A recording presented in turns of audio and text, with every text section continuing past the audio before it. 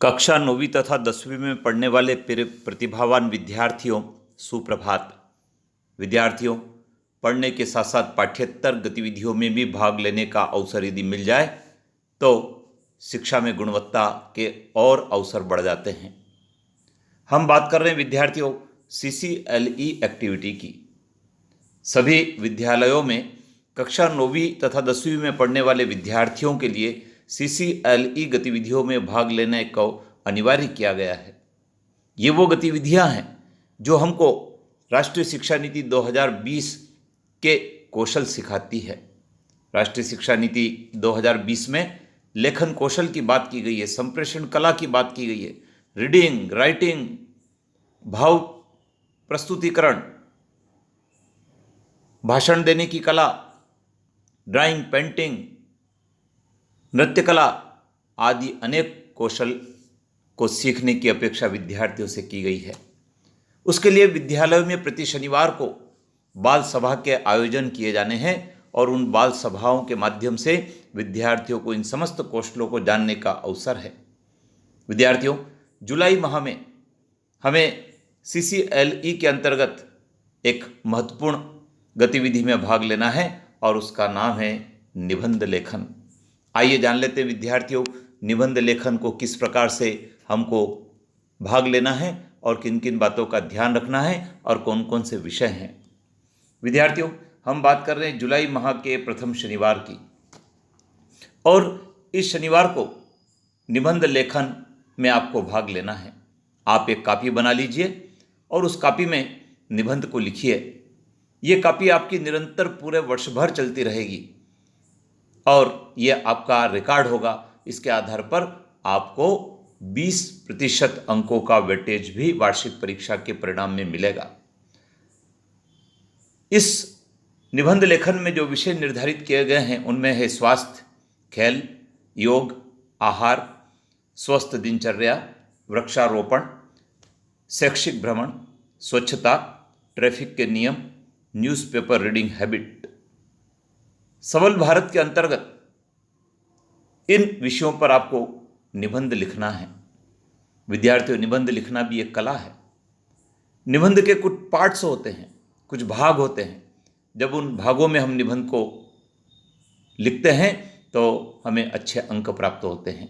तो आइए बात कर लेते हैं निबंध के क्या भाग हैं। निबंध के 4 भागों को आपको ध्यान रखना है। पहला है प्रस्तावना। जिस विषय पर आपने निबंध लिखने का तय किया है उसकी प्रस्तावना आपको लिखना है, अर्थात उसकी भूमिका आपको बनाना है। भाषा शैली, भाषा शैली आपकी अच्छी होना चाहिए, जिससे कि जिस विषय पर आपने निबंध लिखा है वह प्रभावी हो, समझ में आने योग्य हो और भाषा सरल भी होना चाहिए, सारगर्भित भी होना चाहिए। विषय वस्तु, जो कंटेंट है वे आपके विषय पर केंद्रित होना चाहिए। विषय वस्तु ही पूरे निबंध की जान होती है। आपने विषय को किस प्रकार से विस्तारित किया है यह आपकी विषय वस्तु बताती है, और अंत में आपको उपसंहार करना है, अर्थात निबंध का समापन करना है। जो भी आपने लिखा उस सबको सारगर्भित शब्दों में समेटकर उसका कंक्लूजन आपको लिख देना है। इसके आधार पर आपकी मार्किंग होगी। लेकिन विद्यार्थी आपको बताना चाहेंगे कि आप जब निबंध लिखें तो पर्याप्त मार्जिन छोड़ें, शुद्ध लिखें।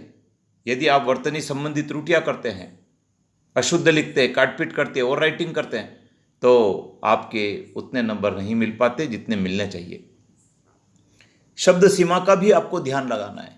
आपके शिक्षक आपको बताएंगे कितने शब्द सीमा में आपको निबंध लिखना है, उतनी शब्द सीमा में आपको निबंध लिख देना है, उससे कम नहीं। पैराग्राफ बनाकर आपको निबंध लिखना है।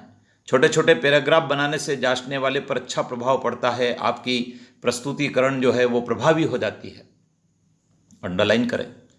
निबंध में जो महत्वपूर्ण बात है, महत्वपूर्ण कोटेशन है, यदि आपने निबंध में कोई आंकड़े दिए हैं तो आप उसको अंडरलाइन जरूर करें, जिससे कि जांचने वाले का ध्यान उस पर केंद्रित हो और आपका मूल्यांकन ठीक से हो सके।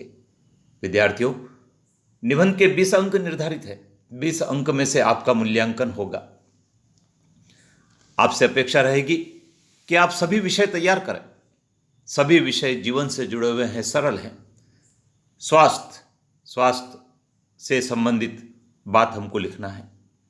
हमारा स्वास्थ्य अच्छा कैसे रह सकता है, हमारी आदतें कैसी होना चाहिए, हम निरोग किस प्रकार से रह सकते हैं, हमारा खान पान कैसा होना चाहिए, हम क्यों अस्वस्थ हो जाते हैं, उनसे कैसे बचा जाए, इन सब बातों को समावेश कर सकते हैं।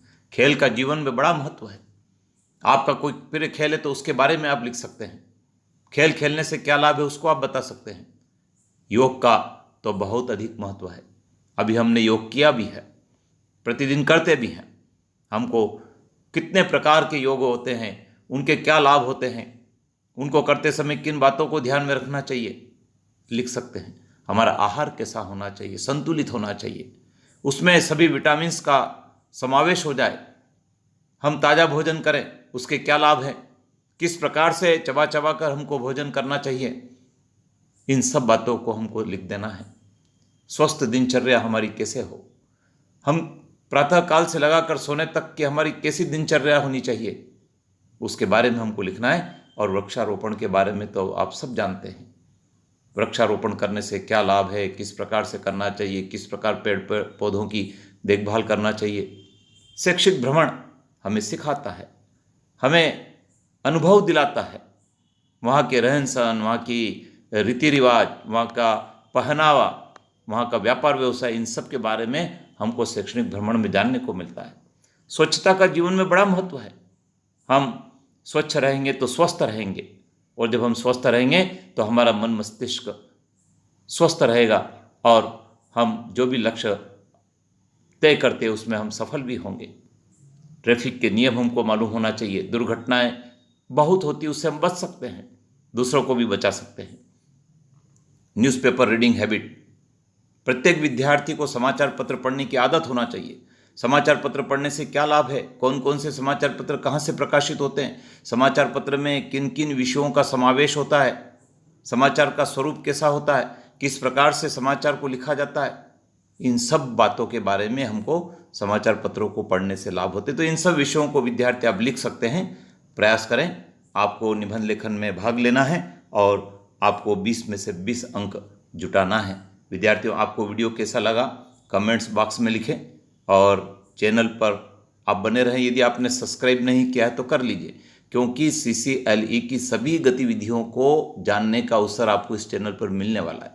तो अभी सब्सक्राइब करें, बेल आइकन को प्रेस करें, अपने मित्रों को बताएं, लाइक करें, शेयर करें, अगले वीडियो की प्रतीक्षा करें। जय हिंद।